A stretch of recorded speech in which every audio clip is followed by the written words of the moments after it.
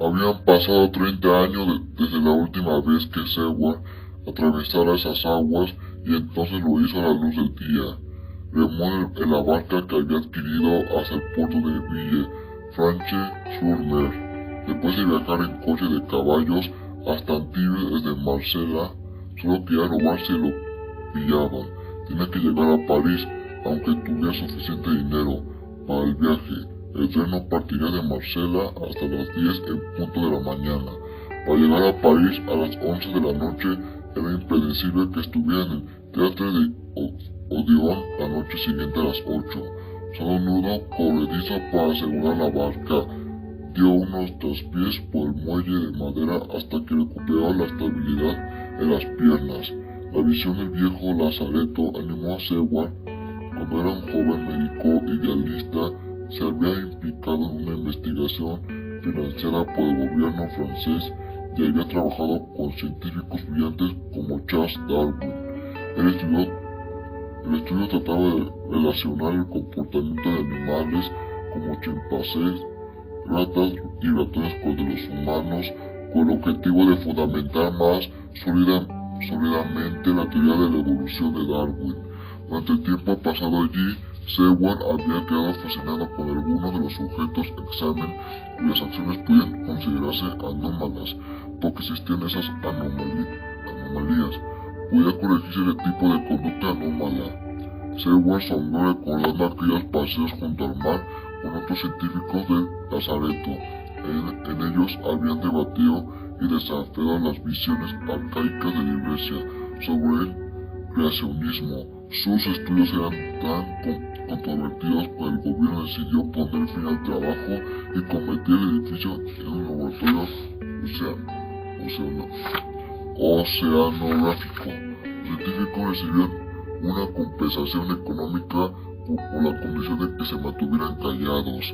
Este fue el dinero por el que Seward fundó su manicomio en Whitby.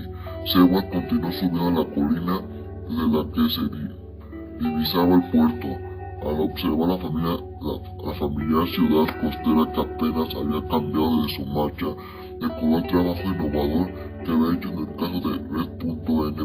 Redfield.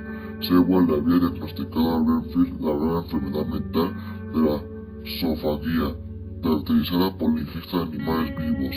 El hecho de que el señor Redfield hubiera pasado toda su juventud siendo normal antes de mostrar signos de enfermedad mental lo convertiría en un caso de estudio clínico perfecto.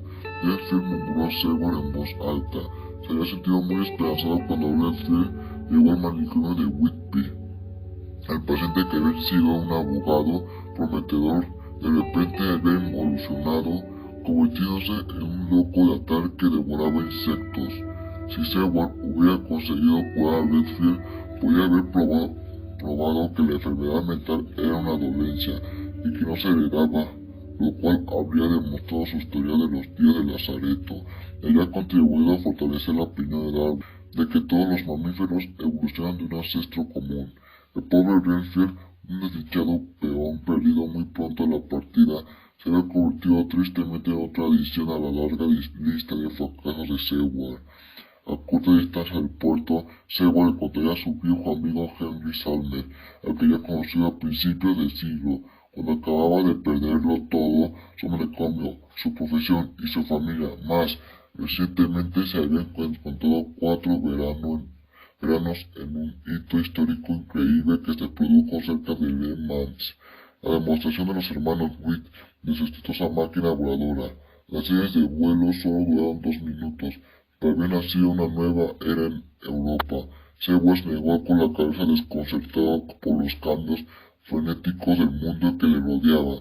Tal vez los franceses tuvieran un sistema ferroviario anticuado, pero estaban invirtiendo con fuerza en la carrera por dominar el cielo.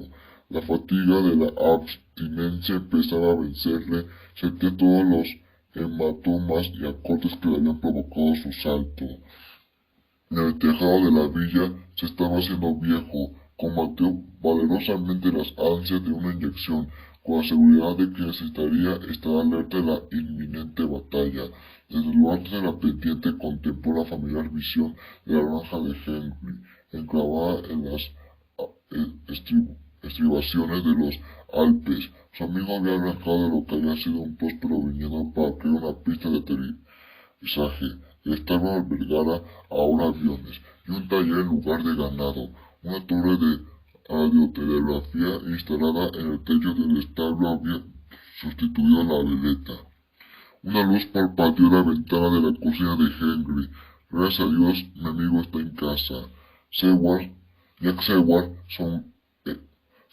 Jack Seward, Henry abrió la puerta de su modesta granja.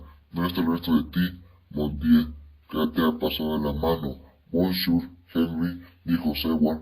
Bajó la mirada y vio que la sangre le había empapado el pañuelo.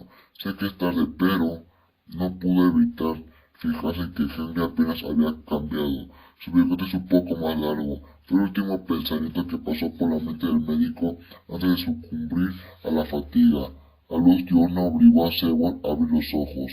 Estaba empapado en sudor. Se fijó en el vendaje de algo que le movía la mano.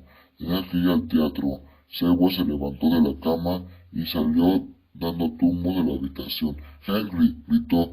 ¿Cuánto tiempo, Al entrar en la cocina se encontró en compañía de Henry, la mujer de Adeline, y de sus 3 hijos que habían crecido mucho desde la última vez que Seward había estado allí. Los niños se rieron al verlo. Seward no tenía un aspecto muy presentable.